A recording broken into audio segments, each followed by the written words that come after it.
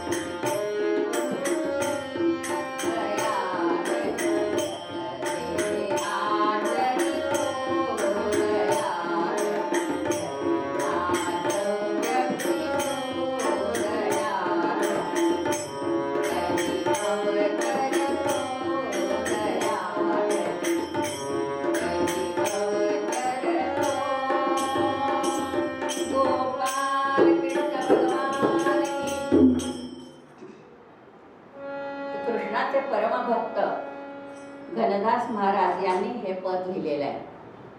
त्या सर्दी सोपा असा अर्थ आहे या पदाचा. भूतली अवतरतो दयाघन भूतली अवतरतो. भूतली म्हणजे ह्या पृथ्वी तलावरती भगवान अवतार घेतात.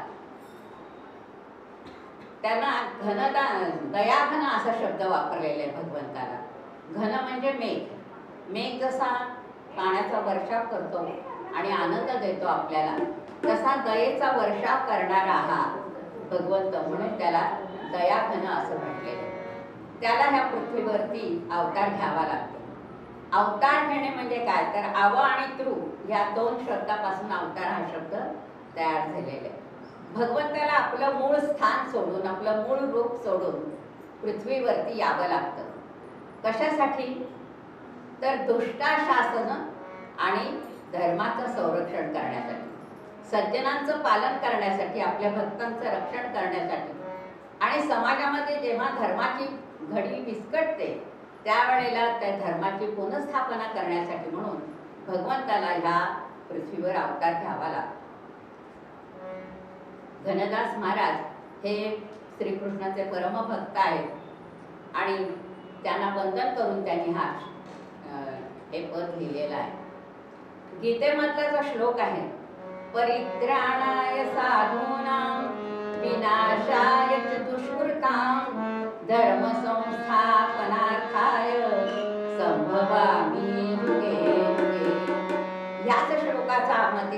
ह्या पदामध्ये आपल्याला सांगितलेलं आहे. आता ज्या वेळेला धर्माचं पालन होत नाही समाजामध्ये, म्हणजे काय होतं किंवा धर्म म्हणजे काय ह्याच्याबद्दल थोडंसं आपण चिंतन करूया. की धर्म म्हणजे धारयती ती धर्म हा, अशी आपल्याला व्याख्या सांगितलेली की समाजामध्ये प्रत्येक व्यक्तीला त्याचा त्याचा धर्म आखून दिलेला आहे. त्याची जी काही कर्तव्य आहेत त्या कर्तव्याच्या चौकटीत राहून ती व्यक्ती वागत असते. आता आपल्याला जर कोणी विचारलं की तुझा धर्म काय, तर आपण सांगतो ब्राह्मण धर्म आहे किंवा मुसलमान आहे, ख्रिश्चन आहे, काय इराणी आहे, पारसी आहे. वरवर पाहता हे बरोबर आहे, चुकीचं नाही आहे. परंतु धर्म म्हणजे काय, तर धर्म म्हणजे नीती, धर्म म्हणजे कर्तव्य. पहा व्यवहारामध्ये आपण असे शब्द वापर असतो, शेजार धर्म, मित्र धर्म, राष्ट्रधर्म, त्याच्यानंतर आईचा धर्म, पितृधर्म, असे शब्द आपण वापरत असतो. याचा अर्थ काय होतो, ती व्यक्ती त्या भूमिकेत जेव्हा असते तेव्हा तिने कसं वागायला पाहिजे या संबंधी जे काही संकेत आहेत, त्याची जी काही कर्तव्य आहेत त्याप्रमाणे त्याचं ते वागणं म्हणजे तो त्याचा धर्म. म्हणजे शेजाऱ्याशी वागताना आपण शेजार धर्माप्रमाणे वागतो, मित्राशी वागताना मित्रधर्माप्रमाणे वागतो. राष्ट्रावर जेव्हा संकट येतं त्यावेळेला राष्ट्रधर्म स्वीकारून आपण सगळं राष्ट्राला सहकार्य करत असतो. मतदानाचं कर्तव्य करून आपण नागरिकाचा धर्म निभावत असतो. अशा तऱ्हेने धर्म म्हणजे कर्तव्य, धर्म म्हणजे नीती. आणि ज्या वेळेला समाजामध्ये धर्माने काही सगळा समाज चाललेला असतो, प्रत्येक व्यक्ती आपल्या त्या चौकटीत राहून जेव्हा कार्य करत असते, काम करत असते, त्यावेळेला तो समाज अबाधितपणे असतो. पण जर धर्म सोडून व्यक्ती वागायला लागले तर काय होतं की समाजाची घडी विस्कळीत होते, कुटुंबाची घडी विस्कळीत होते. कुटुंबाची झाली की साहजिकच समाजाची होते. हीच कल्पना आपल्याला गीता रहस्य या ग्रंथामध्ये लोकमान्य टिळकांनी आणखी स्पष्ट अशी करून सांगितलेली आहे की आकाशामध्ये ग्रह तारे यांची स्थिती, गती, गुरुत्वाकर्षण हे सगळं ठरलेलं आहे आणि त्याप्रमाणे त्यांचं कार्य हे अबाधितपणे चाललेलं असतं.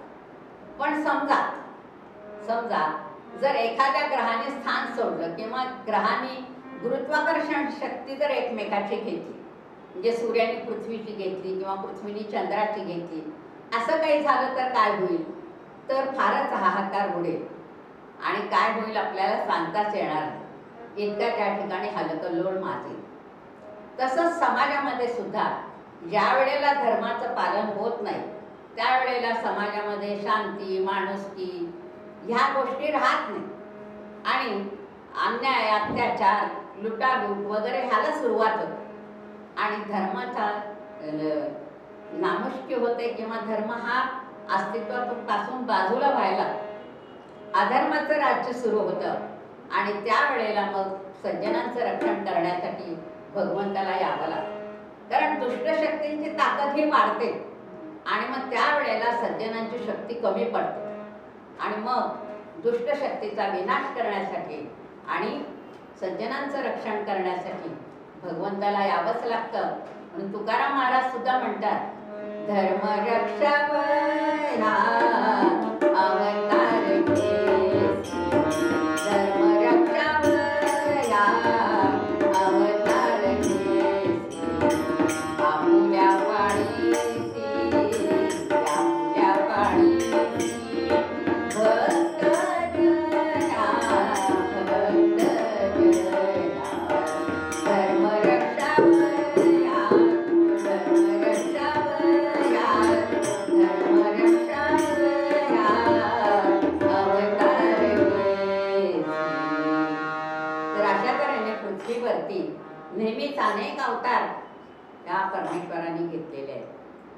जो ह्या परमेश्वराची निस्सीमपणे भक्ती करतो, अनन्य भावाने त्याला शरण जातो, जिव्हाळ्याने ममतेने त्याचं नाव घेतो, त्याचा योगक्षेम भगवंत स्वतः चालवतात.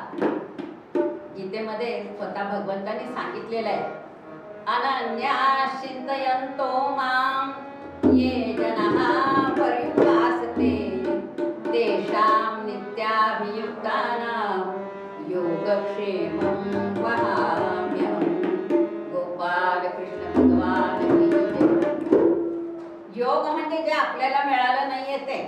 अप्राप्त वस्तू आणि क्षेम म्हणजे त्याचं रक्षण करणे.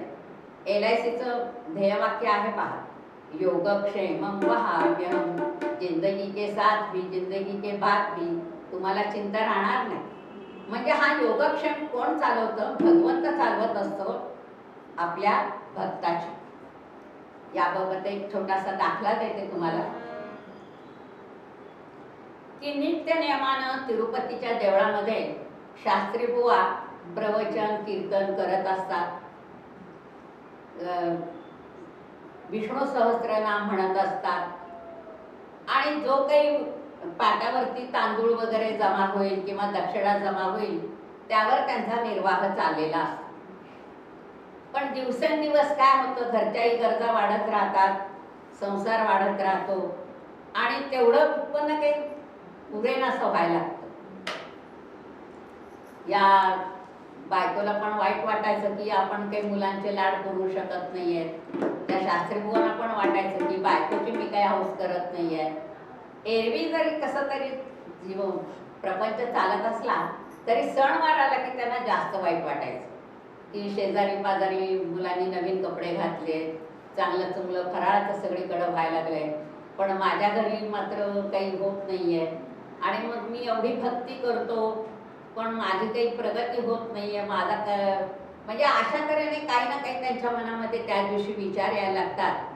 आणि इतकं त्यांना भरून येतं, इतकं भरून येतं की त्या पोथीवरती जे शब्द असतात, दयाघन, ह्या शब्दावरती ते पडतात आणि त्यांना असं वाटतं की काय दयाघन हा शब्द अफवा आहे की काय आहे की नाही, परमेश्वर की खोटंच आहे हे सगळं, असं त्यांच्या मनामध्ये यायला लागतं.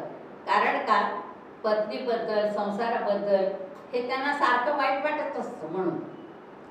आणि त्या तिथं एक कोळशाचा तुकडा पडलेला असतो, त्या कोळशाचा तुकडा घेऊन ते दयाघन या शब्दावरती फुली मारतात आणि त्यांच्या डोळ्यातून अश्रुधारा येत असतात. तेवढ्यात काय होतं, त्यांची 2 मुलं पळत पळत तिथे येतात. नवीन कपडे परिधान केलेले असतात त्यांनी. ते म्हणतात, बाबा बाबा तुम्ही इथे काय करताय, घरी चला की आपल्या खूप मजा मजा चालली आहे. त्यांनाही आश्चर्य वाटतं, हे नवीन कपडे घातले मुलांनी, अरे काय तुम्हाला कोणी दिलं हे, का चोरी वगैरे नाही ना केली. ते सुसंस्कारित मुलं असतात होती, तशी करणारी नव्हती, त्यांनी काही चोरी वगैरे केली नव्हती. ते म्हणतात, बाबा बाबा नाही, आम्हाला आणून दिलेलं आहे एका काकांनी, तुम्ही घरी तरी चला, तुम्हाला सगळं सांगतो. आणि मग ते घरी जातात. घरी जातात तर घरामध्ये सगळे दिवे लावलेले असतात, त्यांची पत्नी पण छानपैकी साडी घालून घातलेली असते, अंगावर दागिने असतात आणि त्यांना काही कळत नाही हा बदल कसा काय झालेला आहे. ते विचारतात अगोदर, सांग मला की हे तेल आणलं कुठून दिवे लावायला. तेव्हा ती म्हणते, अहो ऐकून तर घ्या, आता की नाही काठेवाडी पगडी घातलेला एक माणूस इथं आला होता आणि गाडीभर त्यांनी हे सगळं सामान आणलं होतं आणि मला उतरवून घ्यायला सांगितलं आणि हातामध्ये ही एक रेशमी थैली पण दिली आहे, ह्याच्यात मोहरा सुद्धा आहे आणि तुमच्यासाठी एक निरोप दिलाय. शास्त्री भाऊ म्हणतात, कसला निरोप दिलाय. त्यांनी सांगितलं की बुवाने ज्यांना कोळशाचा बुक्का लावलाय ना, तो बुक्का पुसून टाकायला सांग. आणि हा निरोप ऐकला मात्र शास्त्री बुवांना इतकं भरून आलं, ते तडक देवळात आले. त्या पोथीवरचा तो जी फुली मारली होती कोळशाने, ती त्यांनी अलगदपणे पुसून टाकली आणि भगवंताची क्षमा मागितली की काय मी हे विनाकारण काय बोलत होतो. अशा तऱ्हेने भगवंत हा आपल्या भक्ताचं नेहमीच रक्षण करतो, त्याचा योगक्षेम चालवतो. फक्त आपली भक्ती कमी पडते आणि आपण परमेश्वराला दोष. ठाईचं बैसोनी एक करा एक चिंता असं आपल्याला सांगितलेलं आहे. तिथं कुठेतरी आपण कमी पडत असतो आणि आपण आपल्या बाजू लक्षात घेत नाही, आपण फक्त भगवंताकडे पडतो. आपण असं भगवंत आपल्या नेहमीच पाठीशी असतो आणि आपण त्याची भक्ती करायला कधीच विसरू नये.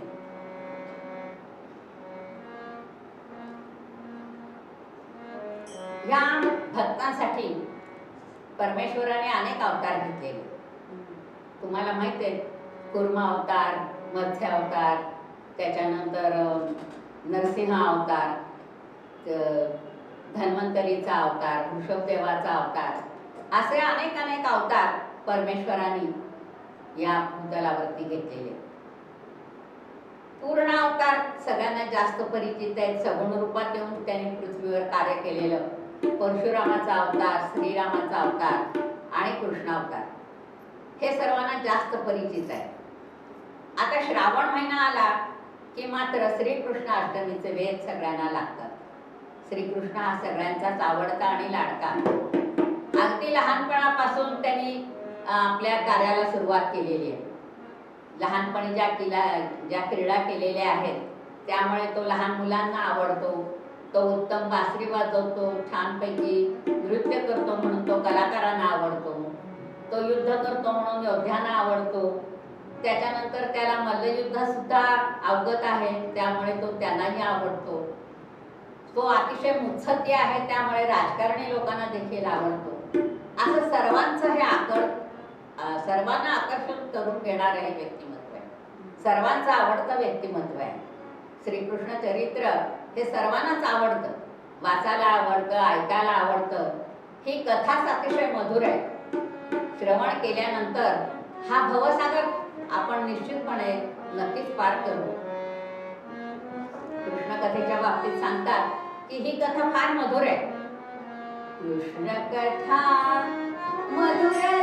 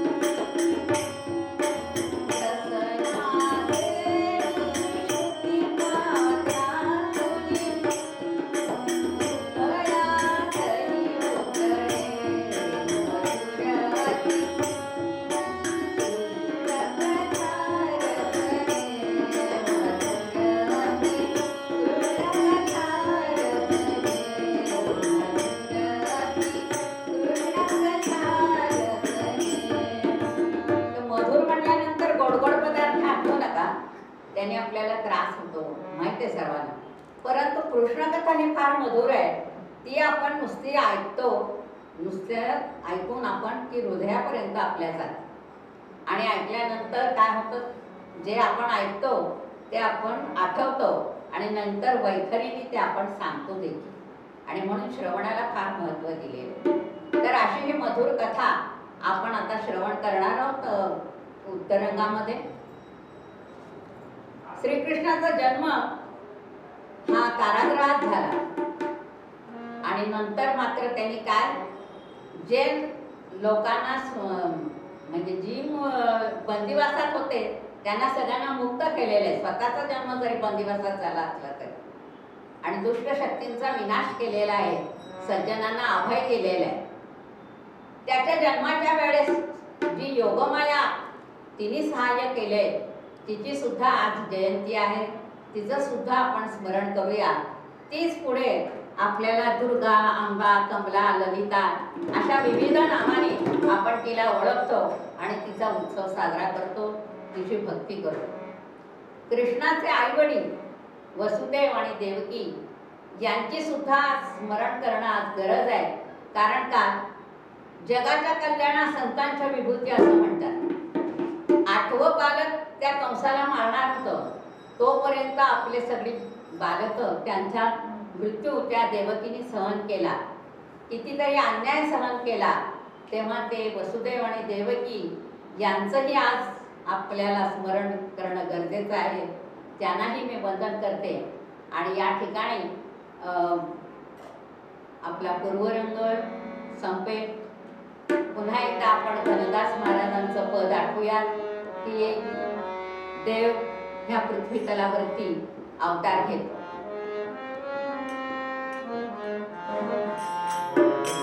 कली अवतार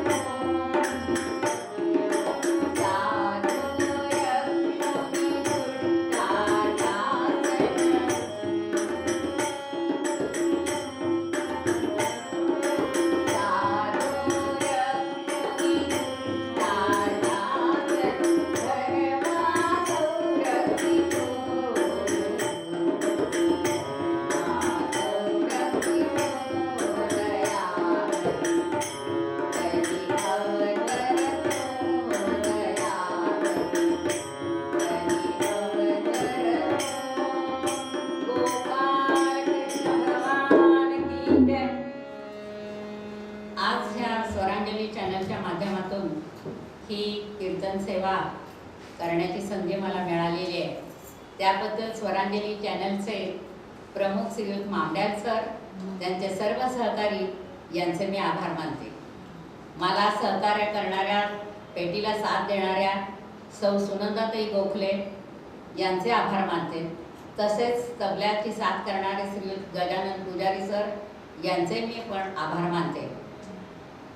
माझे कुटुंबीय हे तर मला नेहमीच सहकार्य करतात. त्यांच्याशिवाय मी हा कार्यक्रम करू शकत नाही. त्यांच्या ऋणातच मी सदैव आहे. सर्वांचे पुन्हा एकदा आभार आणि तरंगाला सुरुवात. तर सुरुवातीला भजन करूयात, सर्वांनी मिळून करूयात. गोपाला गोपाला देवकी नंदन गोपाला,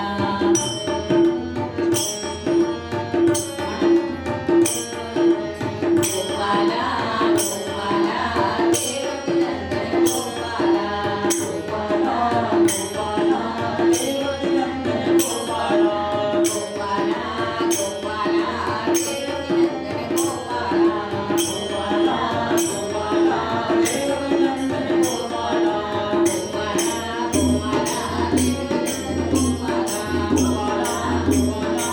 नंदन गोपाला, गोपाला गोपाला देवकी नंदन गोपाला, गोपाला गोपाला देवकी नंदन गोपाला, गोपाला गोपाला देवकी नंदन गोपाला, गोपाला गोपाला देवकी नंदन गोपाला, गोपाला गोपाला देवकी नंदन गोपाला, देवकी नंदन गोपाला, देवकी नंदन गोपाला. गोपाल श्री गोपाल कृष्ण महाराज की जय. ही कथा जी घडली श्रीकृष्ण जन्माची, ती घडली कुठं तर उत्तर प्रदेशामध्ये मथुरा या गावामध्ये घडली. तिथं उग्रसेन नावाचा राजा राज्य करीत होता. तो अतिशय धर्मपरायण, सत्यवाची बाजू घेणारा, असा खूप धार्मिक वगैरे खूप छान असा राजा होता. परंतु त्याचा मुलगा कंस हा मात्र अतिशय अधार्मिक आणि दुष्ट प्रवृत्तीचा निघाला. त्याने स्वतःच्या वडिलांना देखील तुरुंगात टाकलं आणि राज्य ताब्यात घेतलं. तो सत्तेचा इतका म्हणजे काय त्याला हाव होती की किती राज्य जिंकू आणि किती सत्ता घेऊ असं त्याला झालं. आणि त्याला सहाय्य करणारे सुद्धा तसेच भेटले. म्हणजे बाणासूर, भौमासूर, केशी, पुतना, किती नावं सांगायची तुम्हाला. हे सगळे सहाय्यक तर होतेच मदतनीस. त्यामुळे त्याचा जोर वाढत होता. आणि आणखीन भर म्हणजे त्याचा सासरा जरासंध हा सुद्धा अन्यायी अत्याचारी असा होता. त्याची साथ देखील त्याला लाभली होती, कारण का त्याच्या 2 मुलींशी कंसाचा विवाह झालेला होता. आता त्याचा जुलूम इतका वाढत होता, इतका वाढत होता की त्या प्रजेला असह्य होत होता. आणि त्या पृथ्वीला हा सगळा अन्यायाचा भार, अधर्माचा भार हा सहन होईना. तेव्हा तिने गायीचं रूप धारण केलं आणि ती परमेश्वराकडे गेलेली आहे गाणं सांगायला. आणि तिने नारायणाला प्रार्थना केलेली आहे, नारायण रमा रमण, नारायण रमा रमण, मधुसूदना मनमोहना, करुणागना, नारायण रमा रमण, नारायण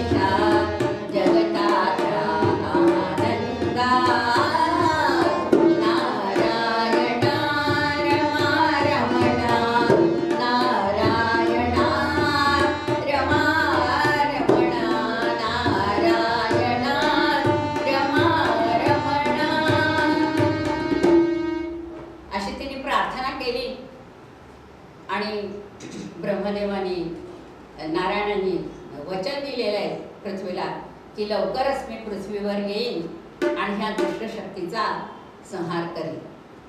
आणि अशा तऱ्हेने भगवान नारायणाने आश्वासन दिल्यानंतर सगळेजण आपापल्या स्थानी गेलेले आहेत. पृथ्वी देखील आपल्या स्थानी आलेली आहे. आता भगवंतांनी विचार केलेला आहे की जन्म कुठे घ्यायचा. अतिशय पुण्यवान अशा वसुदेव आणि देवकी यांच्या पोटी जन्म घ्यायचं परमेश्वराने ठरवलं.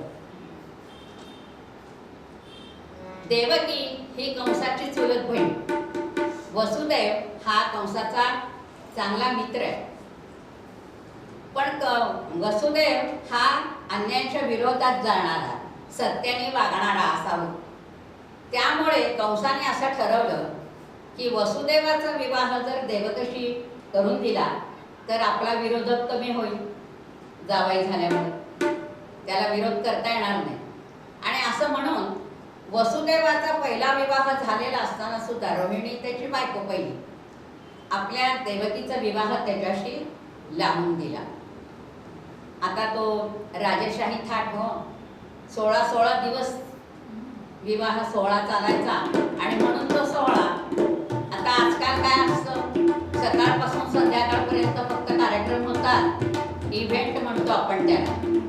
घरचे यजमान फक्त पर्स सांभाळतात, बाकी काही करत नाही. सकाळी सगळे जमतात, धामधूम असते, दुपारी टामटूम होते आणि संध्याकाळी सामसू सगळेजण आपापल्या घरी जातात. असा आजचा सोहळा. परंतु त्यावेळेला तो 16 दिवस लग्न सोहळा चालत असे. अतिशय थाटामाटात लग्न झालं. काय काय म्हणून दिलं होतं देवकीला माहिती आहे का तुम्हाला? अहो 200 दासी तर नुसत्या दिमतीला दिल्या होत्या. 400 हत्ती, 15,000 रथ, 18,000 घोडे, असं सगळं लवाजमा तिला दिलेला होता. आणि मोठ्या थाटामाटात वरात निघालेली होती. मथुरेस तो आनंद झाला, मथुरेस तो आनंद झाला, भक्ती लग्नाचा सोहळा झाला. मथुरेस तो आनंद झाला, भक्ती लग्नाचा सोहळा झाला.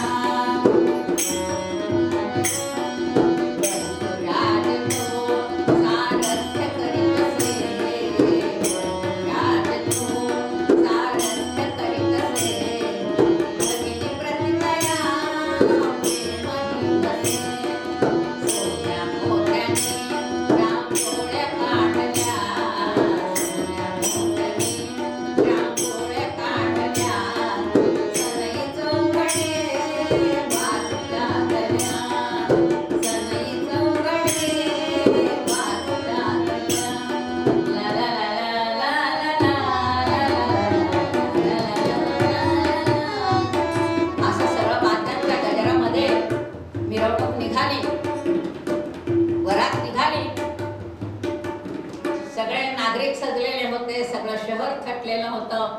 मोठ्या दिमाखात ऐटीत अशी वरात चालली होती. आणि 1-2 चौक अजून वरात गेली नाही तोपर्यंत थोडंसं झाकळून आलं आणि आकाशवाणी झाली. अरे कुणाच्या रथाचं सारथ्य करतोयस? कंस स्वतः देवकी आणि वसुदेवच्या रथाचं सारथ्य करत होता. तेव्हा त्याला उद्देशून अशी आकाशवाणी झालेली आहे. पुत्र हिचा जो अष्टम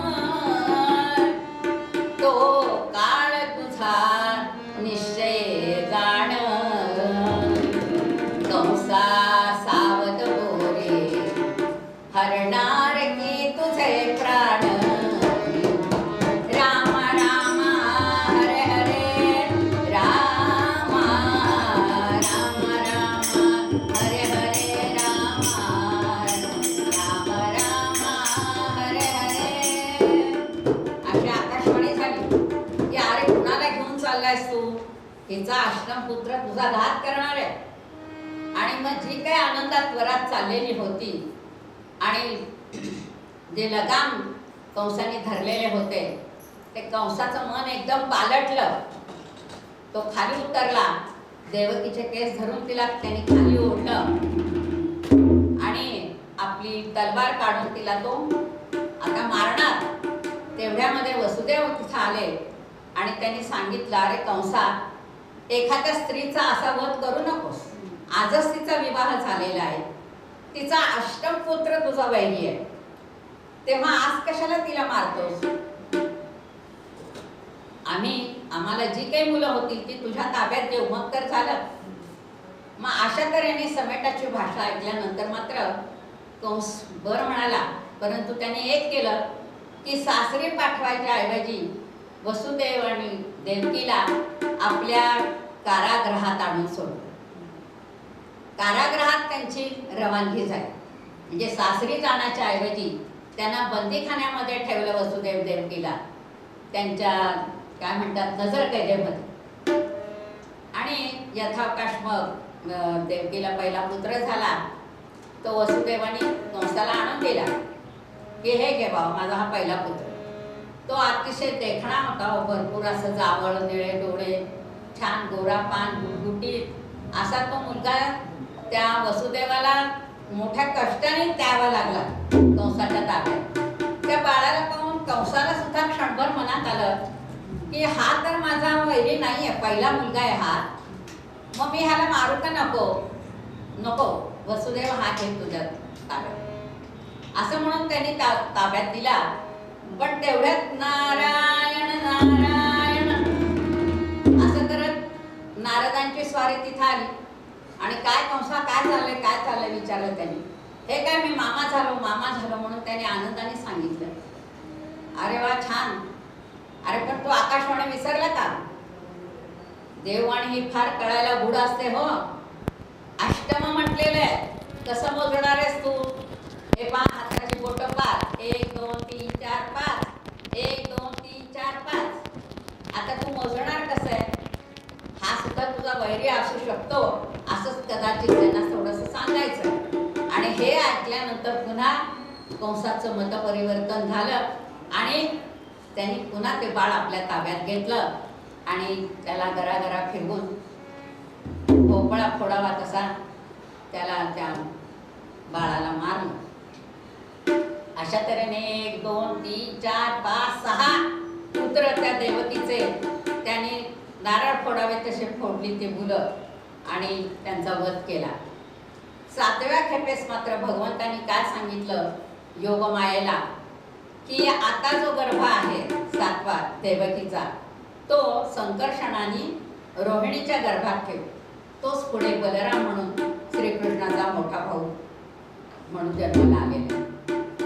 मग त्याच्यानंतर 8व्याच्या वेळेस मात्र पुन्हा योगमायेचं सहाय्य घेतलेलं आहे. ज्या वेळेला देवकीचे दिवस भरले, तो श्रावण महिना होता, अष्टमी तिथी होती, रात्रीची वेळ होती, खूप मुसळधार असा पाऊस पडत होता, विजा कडाडत होत्या आणि त्या प्रसव वेदना सुरू झालेल्या आहेत. तिला चतुर्भुज रूपामध्ये भगवंतांनी तिला आधी दर्शन दिलेलं आहे आणि नंतर मानवाच्या रूपात त्यांनी तो जन्म घेतलेला आहे. आता आध्यात्मिक शक्ती म्हणा, आध्यात्मिक चमत्कार म्हणा, ज्या वेळेला हा बाळाचा जन्म झाला त्यावेळेला त्या कारागृहातून जे काही म्हणजे सगळी कुलपं वगैरे लावलेली होती कारागृहाच्या, त्या 8 खोल्या होत्या. त्या 8 खोल्यांचा तर खूपच ध्यास घेतला होता कंसाने. ती सगळी कुलपं गळून पडालेली आणि वसुदेवाने मोठ्या कष्टाने त्या बाळाला टोपलीमध्ये आपल्या उपरण्यामध्ये गुंडाळून ठेवलेलं आहे. कारण का नंदाच्या घरी त्याला सोडायचं होतं, म्हणून त्याने ते बाळ आपल्या डोक्यावरती घेतलेलं आहे. त्या कारागृहाच्या सगळ्या त्या 8 खोल्या पार करून तो बाहेर आला. यमुनी नदी खूप दुथडी भरून वाहत होती.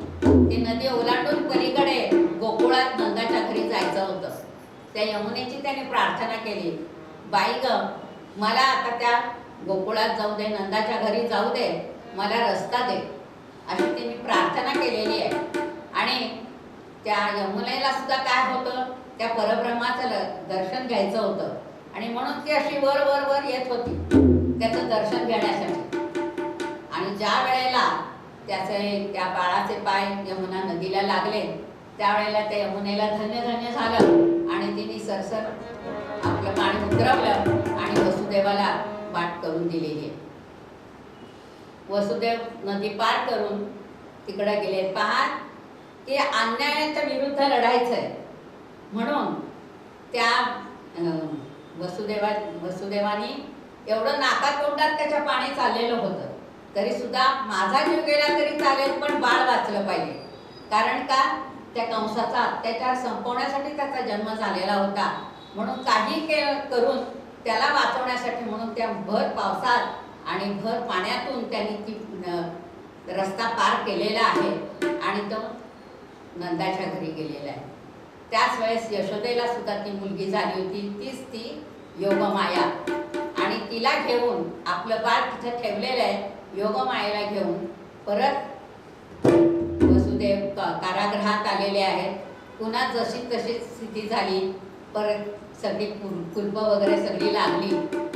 साखरदंड वसुदेवाच्या हातात आणि नंतर मग ती मुलगी रडल्याचा आवाज आला. तोपर्यंत आवाज आलेला नाही. त्या योगमायेचा जन्म झाला, ती रडली अशी वार्ता कंसाच्या कानी गेली. एक पहारेकरी तिथे सांगायला गेला की देवकी प्रसूत झाली. आता 8वा गर्भ तो आपला वैरी नाही का, त्यांनी तर एवढी धास्ती खाल्लेली होती त्यामुळे आता प्रसूती झाली म्हटलं की लगेचच तो धावत पळत त्या ठिकाणी आला. परंतु पाहतो तर काय मुलगी देवकी म्हणते की दादा नको रे ह्या बाळाला घेऊ, आतापर्यंत मी सगळी मुलं तुला दिली पण ही मुलगी आहे ती तुझं काही करणार नाही, मी तुला देईन पण हिला मारू नको. नाही नाही देववाणी अशी कशी खोटी झाली, तू खोटं बोलतेय म्हणतो. ही मुलगा असो मुलगी असो अष्टमहा माझा वैरी आहे, मग हा मी मारणार असं म्हणून त्यांनी देवकीने अशी घट्ट धरलेली ती मुलगी. परंतु त्यांनी ती ओढून घेतली आणि आता गरगर फिरवून तिला मारणार. तेवढ्यात ती हातातनं निसटली. अष्टभुजा रूप तिने दाखवलं आणि कंसाला सांगितलं अरे मला मारून काढ, तुझा वैरी तर गोकुळात वाढतोय. आणि ही वार्ता ऐकली. मग कंसाने वसुदेव आणि देवकीला मुक्त केलं. कारण त्याला माहित होतं की अगोदर ह्यांची सुटका केली की आपलं बाळ कुठे आहे तिथं तो हा जाईल. तर वसुदेव आणि देवकीला त्यांनी सोडलं. त्याच्यामध्ये सुद्धा त्याचं राजकारण होतं. आणि आपल्या सगळ्या सहकार्यांना सांगितलं की ह्या 8-10 दिवसाच्या कालावधीमधली जी काही बालकं आहेत गोकुळामधली तेवढ्या सगळ्यांना ठार करा, तेवढ्या सगळ्यांना पकडा, मारा असा आदेश दिला. आणि निरनिराळे रूपामध्ये राक्षस त्या ठिकाणी गेलेले. कृष्णाला सुद्धा शोधायला आणि मारायला त्यांनी माणसं लगेच पाठवलेली आहे. दुसऱ्या दिवशी सकाळी मात्र गोकुळामध्ये वार्ता पसरली की नंदाला मुलगा झाला, यशोदेला मुलगा झाला. आनंद झाला सगळ्यांना. आणि गोकुळातल्या गोपी नृत्य करू लागल्या. आज आनंदी आनंद झाला, आज आनंदी आनंद झाला. किती सांगू कुणाला, आज आनंदी आनंद झाला, आज आनंदी आनंद झाला. अष्टमीच्या रात्री यमुनेच्या तीरी गोकुळ तरले. गोड हसू तालात नाचू तालात पैंजण तरतरले. आनंदी सोहळ्यात गोपी आल्या नटून, नव्या नवतीचा शृंगार केला. आज आनंदी आनंद झाला, आज आनंदी आनंद झाला. अशा तऱ्हेने गोकुळात आनंद झाला, नंदाला मुलगा झाला आणि सगळे नागरिक त्या ठिकाणी भेटायला निघालेले आहेत. तुकाराम महाराजांनी सुद्धा एका अभंगात खूप छान वर्णन केलंय. गोकुळीच्या सुखा गोकुळीच्या सुखांत पार नाही देखा, पार नाही देखा, अंत पार नाही देखा, पार नाही देखा, अंत पार नाही देखा. बाळकृष्ण नंदा घरी आनंदल्या नर नारी, आनंदल्या नर नारी, आनंदल्या नर नारी. त्या तोरणे करती कथा गाती गाणी, करती कथा गाती गाणी, करती कथा गाती गाणी. म्हणे छंदे येणे मोहिले गोविंदे, येणे मोहिले गोविंदे, येणे मोहिले गोविंदे. बाळकृष्ण नंदा घरी आनंदल्या नर नारी, आनंदल्या नर नारी, आनंदल्या नर नारी. गोपाळ कृष्ण भगवान की जय. अशा तऱ्हेने आनंदी आनंद झाला गोकुळामध्ये. निरनिराळे नजराणे घेऊन, भारी भारी वस्त्र घेऊन, अलंकार घेऊन या गोपी गोप गवळणी सगळ्या नंदाच्या घरी गेलेल्या आहेत आणि बारशाचा मोठा थाट चाललेला आहे. आणि यशोदा गाणं म्हणतेय, जजकुल भूषणा नंद नंदना हालविते तुझे बाळा दोरे, कान्हा दोरे, बाळा दोरे. देवकी उदरी अवतरलासी, हंसवधाया दुर्विवेशी, सत्वरी मेले गोकुळासी, वसुदेवे जरे, बाळा दोरे, कान्हा दोरे. पुत्र जाहला नंदराणीला, आनंद गोकुळी झाला सगळा. वाटिकी साखर अमित जनाला, उघडली भांडारे, बाळा दोरे, कान्हा दोरे. हळदी कुंकू अलंकार मिळाल्या गोपी सत्वर, श्यामल सुंदर रूप मनोहर, पाहता भाळले, बाळा दोरे, कान्हा दोरे, कान्हा दोरे. आणि बाळाचं नाव ठेवलं कृष्ण कृष्ण कृष्ण. तर असा हा कृष्ण बालपणापासूनच त्यांनी त्याच्या लीला दाखवलेल्या आहेत. अनेक अनेक दुष्ट शक्तींचा संहार केलेला आहे, आपल्या भक्तांना रक्षण दिलेलं आहे, भक्तांचं संरक्षण केलेलं आहे. तेव्हा ही कृष्ण जयंती साजरी करून आपण त्यांनी सांगितलेला उपदेश ध्यानात ठेवूया. सत्यम वद धर्मम चर, धर्माच्या बाजूने चाला, सत्याच्या बाजूने चाला, हा उपदेश आपण लक्षात ठेवूया या कृष्ण जयंतीच्या निमित्ताने. आणि म्हणून हा कृष्णोत्सव आपण भारतभर साजरा करतो. नवे नवे जगभर जिथं जिथं हिंदू आहे तिथं तिथं हा कृष्णोत्सव मोठ्या थाटामाटात आनंदात साजरा करतात. कारण का भक्तांचा हा रक्षण करतो. म्हणून पुन्हा एकदा आपण गणदास महाराजांचं पद लक्षात घेऊया. भूतली दया धन